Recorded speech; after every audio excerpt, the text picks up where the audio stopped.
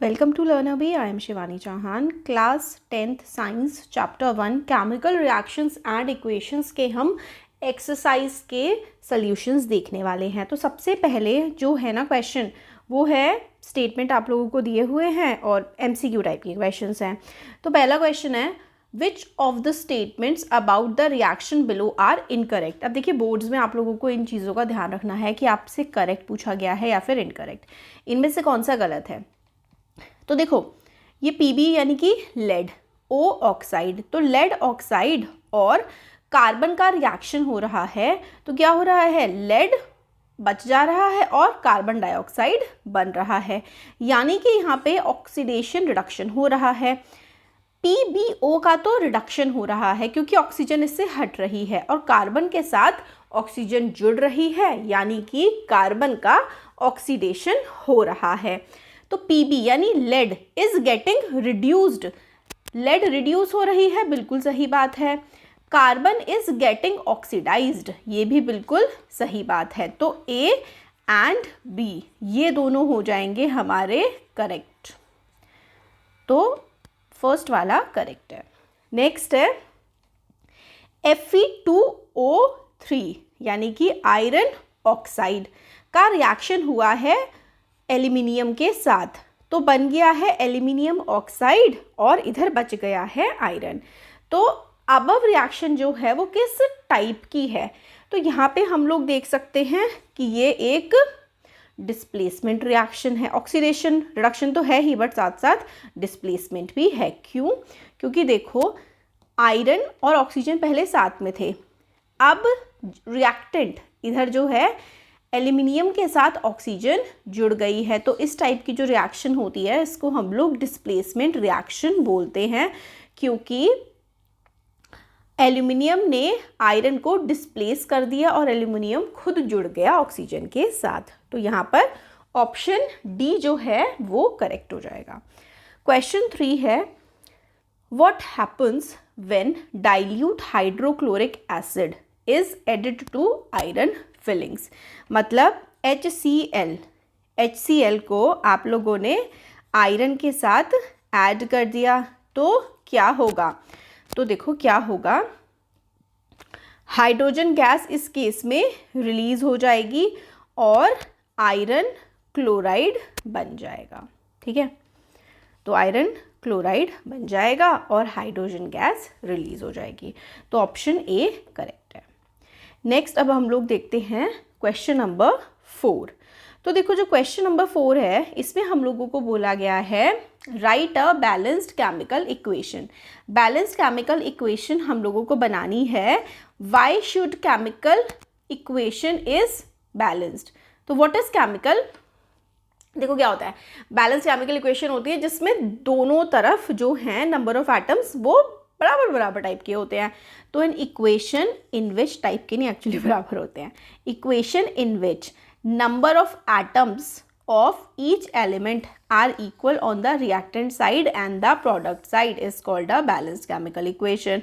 तो Fe2O3 plus 2Al है ना, AlO3 प्लस 2Fe, तो ये कोई बैलेंस्ड केमिकल इक्वेशन हमारे पास यहाँ पर नहीं दिख रही है, तो इसलिए Al2O3 प्लस 2Fe अब ये हो गई है बैलेंस, है ना। तो चलो ये होती है balance chemical equation. Chemical equation should be balanced because only a balanced equation tells us the relative quantities of different reactant and products involved in the reaction। तो केमिकल इक्वेशन बैलेंस होनी चाहिए ताकि हम लोगों को पता लग सके कि भाई कितना अमाउंट किसका है।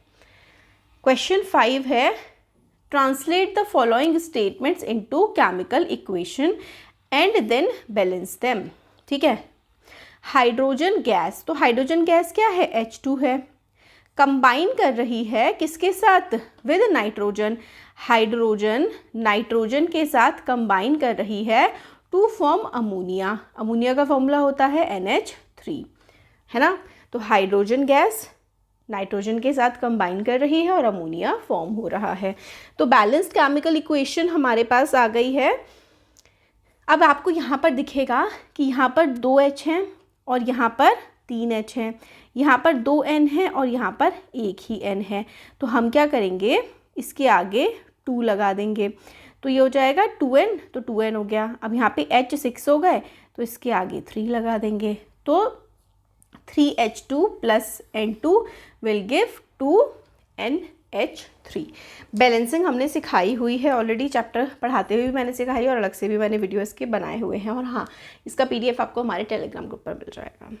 नेक्स्ट देखते हैं, hydrogen sulphide gas burn in air. तो हाइड्रोजन सल्फाइड H2S, फॉर्मूला आप लोगों को बनाने आने चाहिए, क्लास 9th में है ना, चैप्टर 3 से हम लोगों ने सीखा है। तो हाइड्रोजन सल्फाइड गैस एयर में यानी कि ऑक्सीजन में बर्न हुई है और वाटर बन गया है और सल्फर डाइऑक्साइड बन गई है। तो देखते हैं, देखो S है, 2H हैं, 2H हैं, 2O हैं, 2O हैं, तो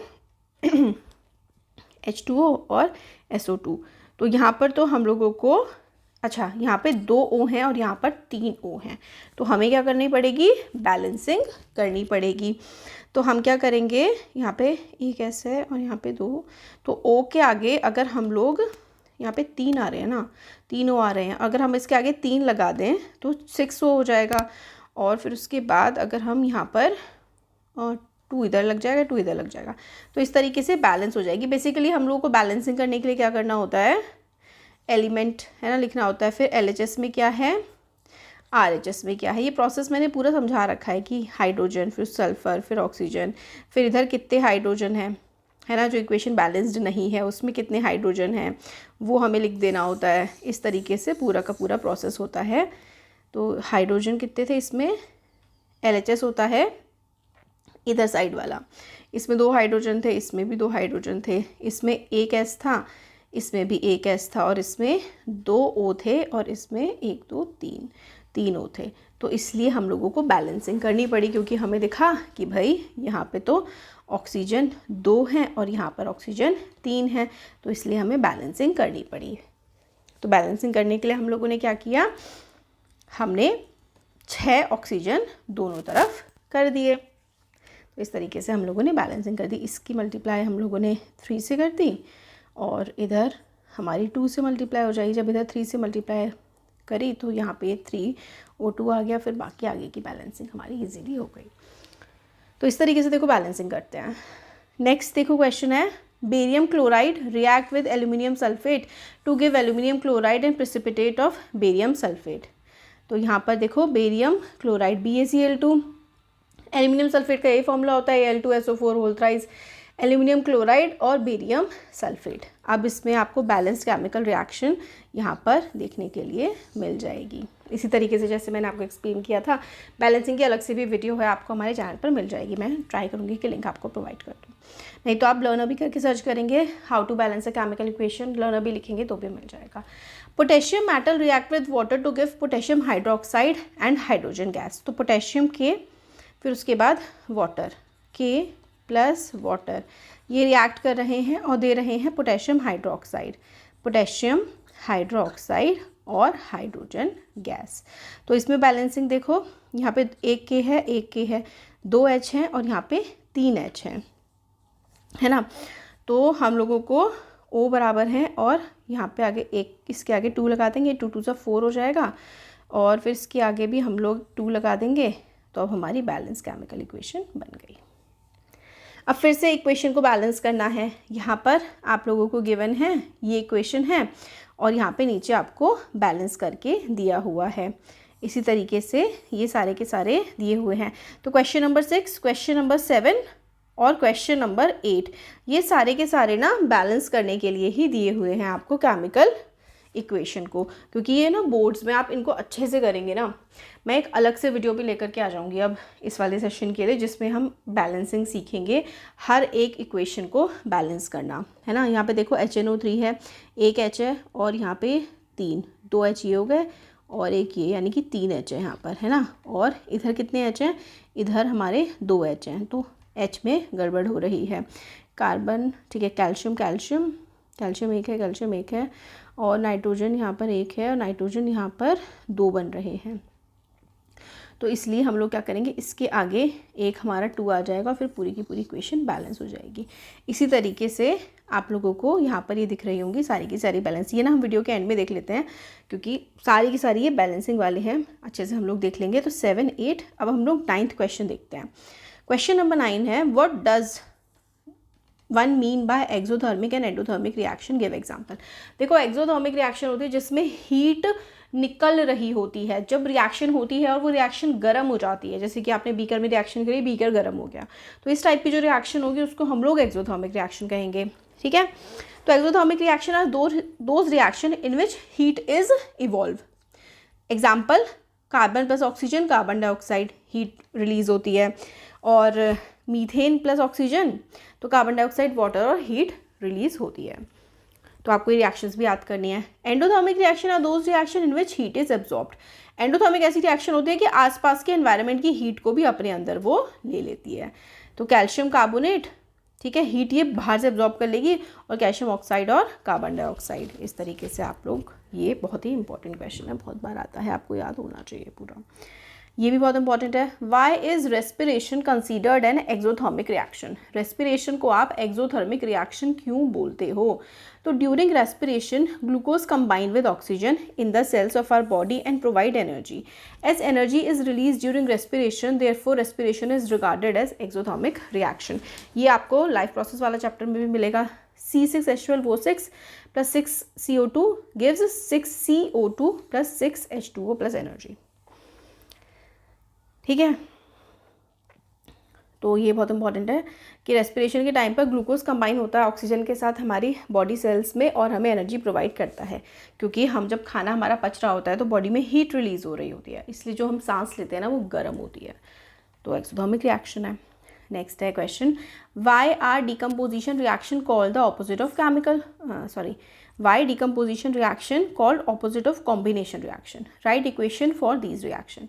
तो in decomposition reaction composition, ठीक है, जो भी चीज़ होती है ना वो ब्रेक डाउन होती है इनटू सिंपलर कंपाउंड्स और एलिमेंट, जैसे कि CuO3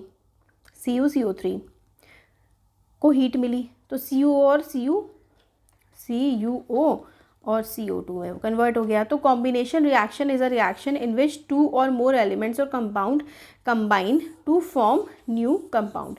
तो कॉम्बिनेशन रिएक्शन ऐसी रिएक्शन होती है इसमें 2 या 2 से ज़्यादा क्या होते हैं, कंबाइन हो जाते हैं और नया कंपाउंड बन जाता है, तो कॉम्बिनेशन हो गया। डिकम्पोजिशन में टूट जाता है कंपाउंड, है ना। डिकम्पोजिशन में क्या होता है, कंपाउंड टूटता है, डिकम्पोजिशन में टूटता है।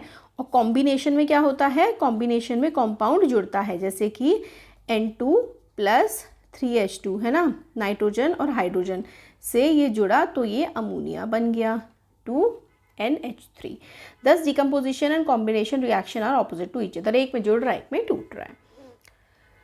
Write one equation each for decomposition reaction where energy is supplied in the form of heat, light और इलेक्ट्रिसिटी। तो हमें क्या करना है, डिकम्पोजिशन रिएक्शन जिसमें तो ये एक सेकेंड, ये CaCO3 है, तो CaCO3 इसको हीट, ठीक है, हुई तो CaO + CO2 में ये टूट गया, है ना, हीट की वजह से। ये बहुत इंपॉर्टेंट है। 2Ag + 2AgCl था, सनलाइट में आपने रख दिया तो ये Ag और Cl2 में कन्वर्ट हो गया। इलेक्ट्रिसिटी आपने अगर पानी पे दी, पानी में इलेक्ट्रिसिटी डाली तो वो हाइड्रोजन और ऑक्सीजन में टूट गया। ये वाला क्वेश्चन बहुत इंपॉर्टेंट है। 13 है, difference between displacement and double displacement reaction, right equation for these reaction. तो देखो डिस्प्लेसमेंट रिएक्शन में क्या होता है, more reactive element replaces less reactive element from a compound. तो जो ज़्यादा, जैसे कि A + BX, अब ये A जो है ना वो अगर B से ज़्यादा रिएक्टिव है तो ये जो X है ना ये A के साथ आ जाएगा और B अकेला हो जाएगा। इसको हम लोग डिस्प्लेसमेंट रिएक्शन बोलते हैं। डबल डिस्प्लेसमेंट क्या होता है, when A is more reactive than B। In a double displacement reaction, 2 atoms or a group of atoms switches place to form new compound। जैसे कि A, B और C, D था और ये हो जाए A, D और C, B। तो मतलब दोनों के दोनों ने प्लेसेस चेंज कर ली। इसके एग्जाम्पल आप लोगों को ना बिल्कुल अच्छे से बाय हार्ट याद हो जाने चाहिए। डिस्प्लेसमेंट रिएक्शन का एग्जाम्पल है CuSO4 प्लस Zn, तो ZnSO4 प्लस Cu आपका बन जाएगा। डबल डिस्प्लेसमेंट का Na2SO4 plus BaCl2 BaSO4 plus twice NaCl हो जाएगा। ये एग्जाम्पल याद कर लीजिएगा। यहाँ पर आप लोगों को दिख रहा होगा ये SO4 जो है वो Ba के साथ जुड़ गया और ये Cl जो है वो Na के साथ जुड़ गया। क्वेश्चन 14 है, in refining of silver, recovery of silver from the silver nitrate solution involve displacement by copper metal. तो देखो इसमें क्या है, refining of silver, recovery of silver metal, तो सिल्वर नाइट्रेट AgNO3, ठीक है, इसमें आपने कॉपर ऐड किया तो ये हो गया CuNO3 होल ट्वाइस और Ag जो है वो अलग हो गया, राइट। ये बहुत इम्पॉर्टेंट है। इस तरीके से ये वाली रिएक्शन आपके एग्जाम में आ सकती है। तो क्वेश्चन 14 हम लोगों ने देखा। अब क्वेश्चन नंबर 15 है, what do you mean by precipitation reaction, कि भाई प्रेसिपिटेशन रिएक्शन क्या होती है। Explain by giving example. तो reaction in which insoluble solid called precipitate basically कुछ जो चूरा टाइप का बच जाता है, इज फॉर्म्ड, ठीक है। इनसॉल्यूबल सॉलिड कुछ इस टाइप का कुछ बच गया है जो पानी में ना घुल नहीं रहा है या फिर रिएक्शन में बच जा रहा है, वो प्रेसिपिटेट होता है। तो ये प्रेसिपिटेशन रिएक्शन होती है। जैसे कि NaCO3, ठीक है, सोडियम कार्बोनेट का रिएक्शन कैल्शियम क्लोराइड के साथ होगा तो कैल्शियम कार्बोनेट और NaCl बच जाएगा। इस रिएक्शन में calcium carbonate is obtained as a precipitate. यहाँ पे जो कैल्शियम कार्बोनेट है ना ये चूरे टाइप का बच जाएगा, ये प्रेसिपिटेशन रिएक्शन है। एक और रिएक्शन बेरियम सल्फेट वाली भी है। नेक्स्ट है, explain the following in terms of gain or loss of oxygen with 2 example each. तो gain or loss of oxygen, तो ऑक्सीडेशन ये हम पढ़ चुके हैं, और रिडक्शन क्या होता है। ऑक्सीडेशन होता है एडिशन ऑफ ऑक्सीजन, जैसे कि हमारे पास यहाँ पर है कि CO2 जो है वो हाइड्रोजन के साथ रिएक्ट किया तो क्या हुआ कि CO और H2O, मतलब एक जो ऑक्सीजन है वो हाइड्रोजन के साथ जुड़ गया, एक ऑक्सीजन हाइड्रोजन के साथ जुड़ गया तो यानी कि क्या हुआ, एडिशन ऑफ ऑक्सीजन हो गया। इसको हम लोग ऑक्सीडेशन बोलते हैं और इसी चीज़ को हम लोग गेन ऑफ ऑक्सीजन भी बोलते हैं। एक और एग्जांपल है 2Cu + O2 तो 2CuO, तो इसको ये दोनों जुड़ गए यानी कि कॉपर के साथ ऑक्सीजन जुड़ गया तो गेन ऑफ ऑक्सीजन हो गया। यहाँ पर हमारा H2 जो है वो ऑक्सीडाइज हो गया है और जो C है वो हमारा क्या हुआ है, रिड्यूस यहाँ पर हो गया है। रिडक्शन और लॉस ऑफ ऑक्सीजन, तो जैसे CO2 प्लस, ये वाला एग्जाम्पल देखते हैं, सेकेंड वाला देखो, CuO प्लस H2, तो कॉपर और H2O, तो यहाँ पर देखो क्या हुआ है, Cu रिड्यूस हो गया है यानी कि इससे ऑक्सीजन हट गया है। लॉस ऑफ ऑक्सीजन को हम लोग रिडक्शन बोलते हैं। तो रिडक्शन क्या होता है, लॉस ऑफ ऑक्सीजन। नेक्स्ट देखते हैं, अ shiny brown coloured element X, एक शाइनी ब्राउन कलर का एलिमेंट है X, और ये ना इंपॉर्टेंट है। Shiny brown coloured element X on heating in air, ठीक है, X एलिमेंट है, आपने उसको हवा में हीट कर दिया, वो ब्लैक कलर का हो गया। तो X क्या है और ब्लैक कलर का कंपाउंड क्या है, तो X कॉपर है, तो कॉपर का ऑक्सीडेशन हो जाता है, copper gets oxidised to copper oxide which is black in colour, ठीक है। तो कॉपर को आपने ऑक्सीजन में रिएक्ट, ठीक है, कॉपर का ऑक्सीजन से रिएक्शन होता है तो कॉपर ऑक्साइड बन जाता है और वो ब्लैक कलर की लेयर बन जाती है। नेक्स्ट है, why do we apply paint to iron articles, corrosion से बचाने के लिए। तो आयरन आर्टिकल्स पे अगर हम लोग पेंट ना करें ना तो वो आयरन आर्टिकल क्या होंगे, कोरोड हो जाएंगे और कोरोजन काफ़ी ज़्यादा हार्मफुल होता है। We paint on iron articles to prevent rusting या फिर prevent corrosion. Iron articles do not come into contact with atmospheric oxygen and moisture and thus rusting is prevented. तो जब अगर हम पेंट कर देते हैं ना आयरन आर्टिकल पे तो वो एटमॉस्फेयर के जो है कॉन्टैक्ट में नहीं आता, ऑक्सीजन मॉइस्चर से वो बच जाता है और रस्टिंग बच जाती है। क्वेश्चन नंबर जो 19 है ना वो आप लोग देखेंगे। क्वेश्चन नंबर 19 में हमें बोला गया है oil and fat containing items are flushed with nitrogen. Oil and fat containing food items are flushed with nitrogen. Are flushed with nitrogen. ठीक है, क्यों करते हैं? टू सेव फूड, आंसर है to save food items from getting, to save food items from getting oxidised. बस ये इसका answer है, ताकि वो जो फूड आइटम है वो अंदर से ख़राब ना हो. इसलिए चिप्स का पैकेट होता है ना, फूला हुआ होता है, उसमें नाइट्रोजन भरी हुई होती है, ताकि जो चिप्स हैं वो करारे रहें और वो सड़े भी ना. ये उसका रीज़न है. क्वेश्चन 20 है कि आपको कोरोजन को एक्सप्लेन करना है और आपको रेंसिडिटी को एक्सप्लेन करना है. तो देखो, कोरोजन क्या होता है? Process in which metals are eaten up by air और मॉइस्चर. तो ये हमारा कोरोजन हो गया. तो जो रस्टिंग होती है, ठीक है, रस्टिंग कोरोजन का एग्जांपल है रस्टिंग ऑफ आयरन, है ना. Rusting of iron is an example of. फिर उसके बाद आपके पास कॉपर पे भी कोरोजन होता है, ब्लैक कलर की, सॉरी कॉपर जो है वो ग्रीन कलर की पड़ने लगती है. आयरन, ठीक है, वो भी रेड रेड पड़ने लगती है. और सिल्वर जो है, सिल्वर क्या होता है? सिल्वर ब्लैक कलर की पड़ने लगती है. तो अलग अलग टाइप से कोरोजन होता है. तो प्रोसेस जिसमें metal are eaten up by air और मॉइस्चर. रेंसिडिटी क्या होता है? बेसिकली रेंसिडिटी जो है ना, वो होता है खाने का सड़ना. तो कोई चीज़ अगर सड़ रही है ना, तो उसको हम रेंसिडिटी बोलते हैं. तो रेंसिडिटी के लिए आप लोग इस तरीके से लिख सकते हैं कि condition produced by aerial oxidation of fats and oils. Condition produced by aerial oxidation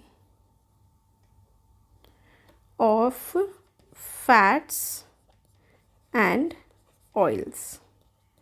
और उसकी वजह से क्या होता है? अनप्लीजेंट स्मेल और टेस्ट हो जाता है. तो टेस्ट अनप्लीजेंट हो जाता है और स्मेल अनप्लीजेंट हो जाती है. उसी चीज़ को हम लोग रेंसिडिटी बोलते हैं.